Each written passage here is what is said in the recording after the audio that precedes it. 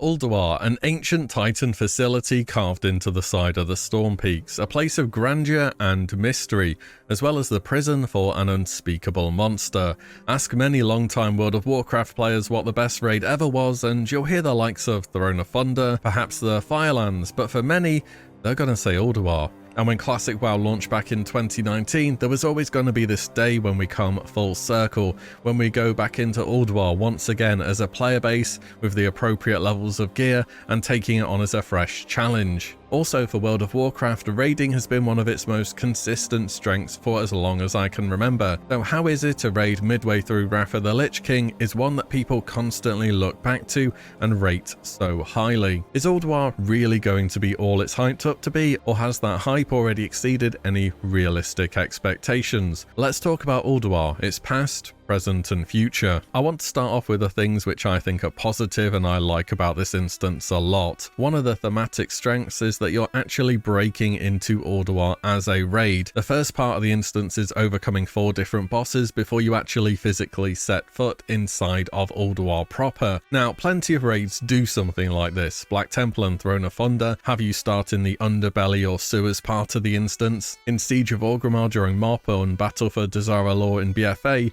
you start at the lower part of the city and battle your way to the center. But some other raids you kind of just, walk in the raid and there you are, raiding. Like Nax, for example. I mean, yes, it used to have an achievement in Classic, but that boiled down to giving an NPC some gold. The soundtrack of Ulduar is also really nice with the echoey sounding instruments in the background. It really amps up the size of the place and that it's a bit larger than life. Definitely worth doing a music on Ulduar during your first clear. I think it adds quite a lot to the place. There's also a lot more variety in colours and themes going on during the instance. It's the classic use of multiple elements in an instance to create several bosses around it. Hodir is frost, Thorim is thunder, Freya is nature, and so on. Not to mention the train ride into the Spark of Imagination where Mimiron resides as one of the instance's big wow moments. What we have at the moment in Nax is kind of just different shades of black, brown and grey with the occasional river or pool of green, which is, fine since it's meant to be a big floating necropolis full of undead. There's just not a ton of variety to it. Also these days in Classic, I think it's safe to assume a lot more people saw Nax 40, at least in part if not all the way through,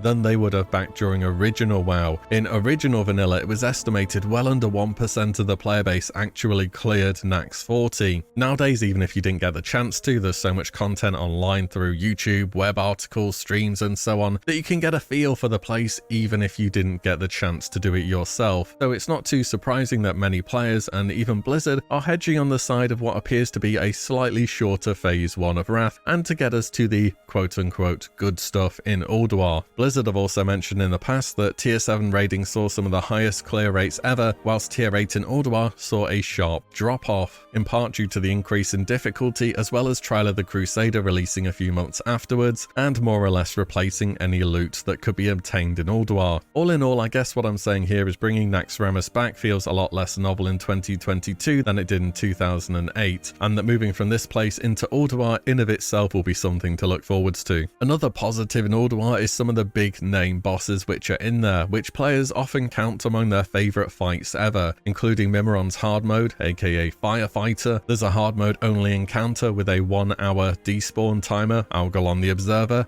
or the expected real final boss of tier 8, Yogg Zero Keepers, and its accompanying achievement, Alone in the Darkness. How will they stand up to today's raiding player base with our final patch talents? We've all heard time and again in Classic raiding that, trust me bro, the next raid's gonna be harder. Will Ulduar be a bigger curveball and pre-nerf tier 5 or first week Sunwell these days? And we'll touch more on this later, but items in the raid are due to be buffed. How will this affect DPS rankings? And the raid will be pre-nerf too.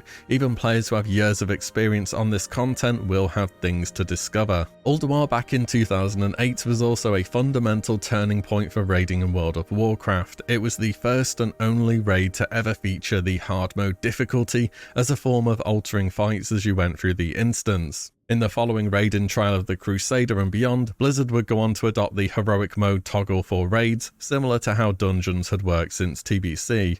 A retrospective on raiding I found from Ian Hazakostas back in 2014 has a few more words on insight on why it ended up changing. They say some of them, referring to hard modes here such as the Assembly of Iron or Freya, were elegant and intuitive, but others were frustrating or created traps for players, such as you killing Hodia 1 second too late or stopping DPS on purpose on XT's heart. Others were still too obscure and unlikely to be discovered without reading a guide, such as Vezak's. Despite the design philosophy change, we will get to see a real raid with hard modes once more. Perhaps you'll end up agreeing with Blizzard changing things, and maybe not, but whatever you think, Ulduar was a notable step up in difficulty. Remember, our tier 7 content has been buffed in health and damage by 30%. Even back then in 2008, Blizzard realised that the opening tier of Wrath are left much to be desired by the more competitive player, hence the new and more clear delineation between a normal mode and a hard mode.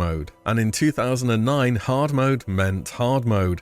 Ulduar had some of the most changes throughout any raid I've ever seen. It felt like every other day something was being hotfixed, and for the world first raiders back then, they could have been fighting a boss which worked differently week on week. Part of that legacy and mystery surrounding Ulduar was the amount of drama surrounding the race to world first for the bosses at the time, because Ulduar was the first raid to feature 2 separate world first challenges, without anyone at the time really knowing which one was going to be the greater challenge, between Yogg 0 and Algalon. And whilst even in 2008, Tier 7 was cleared in the space of 2 days, Ulduar took a whole lot longer. The world first Algalon was claimed by Insidia after 50 days. This was a guild mega merger that took place at the end of TBC between SK Gaming and Nihilum. And looking back, some of the tactics they used to claim world first were, well, interesting, shall we say, such as their sub 2-minute Hodia kill, where they brought in several Servant of Freya mobs from the Conservatory and had mages spell steal 10 stacks of the Flower power buff, giving them 250% bonus damage, and they barely scraped a Hodia hard mode kill. 1 second later and they would have failed it. It makes you think, will we get this 2-minute hard mode from week 1? Are we so much more informed on the game, not to mention our final patch balance, that we can beat what the best guild in the world at the time had to do through clever use of game mechanics? Well, we'll see how Hodia feels about half a dozen unholy DKs sending their gargoyles into DPS. Yogg 0 Lights was also not without its own drama. A guild, Exodus, found that when a player was left in the brain room, they still generated threat from healing on ads that spawn on the final phase. That meant all the DPS could solely focus on the boss. This was the first recorded kill of Yogg 0. Every other guild at the time was hard stuck on the DPS requirement. However, this use of game mechanics were a bit too clever here, and Blizzard removed the kill credit from the guild and handed out 3-day bans for all players involved. Taiwanese guild stars would step up here and show everyone how it's done, using a comp which is very channeled ability heavy, particularly with warlocks. The final DPS race part of the fight forces you to turn around to avoid an ability, and of course you can keep channeling whether you are facing a mob or not. We may just see a repeat of this kind of class stacking for our world first Yogg 0s in Classic 2, but this time around Yogg 0 may be defeated a little bit faster than the 85 days he took to take out in original Wrath, because these days, well, expectations have to be different. I mean, it'll be cleared day 1, right? Does it even really need saying? It's happened with every single raid in Classic so far. Will the extra challenge of hard mode keep top guilds from their day 1 world first? No, I don't think it will. That being said, its difficulty is difficult to assess. Of course, there's always normal mode where you should be able to get through the content quite easily, as well as 10-man too. And more hardcore guilds, will they really begin to start having challenges now? Early clears of pre-nerf tier 5 M bosses, Vash and Kael'thas were quite a challenge,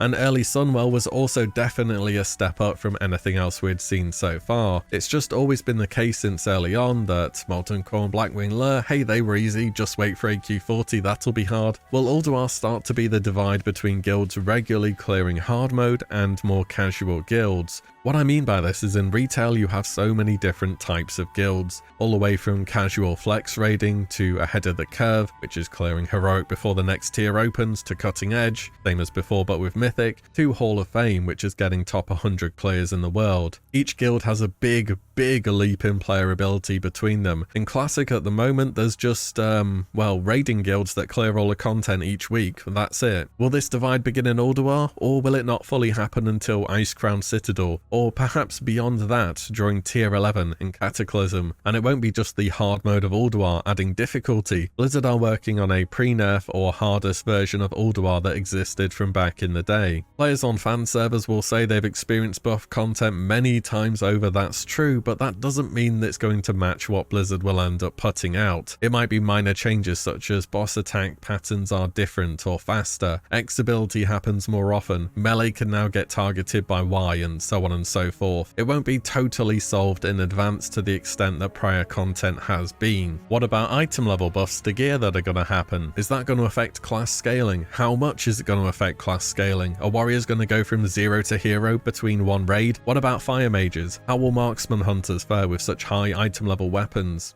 There are loads of questions to be asked here, and Blizzard will be testing Ulduar on the PTR, which I will be definitely looking into, so stay tuned for that. I played a ton of Wrath back in the day, and Ulduar was the one raid which I never really saw fully through because I was playing very casually, and I think all in all, there's going to be a lot to look forwards to here, and it's going to add a lot of fun to the game. Oh, and whatever happens, it's going to be nice to get out of Nax again, isn't it? I think that's one of the biggest takeaways here. Anyways, that's everything I wanted to go over here. Let me know your experience of Ulduar if you raided it back in the day, or whether this will be your first time inside the instance. As always, thank you all so much for watching and listening in, and I'll see you all in the next one very soon.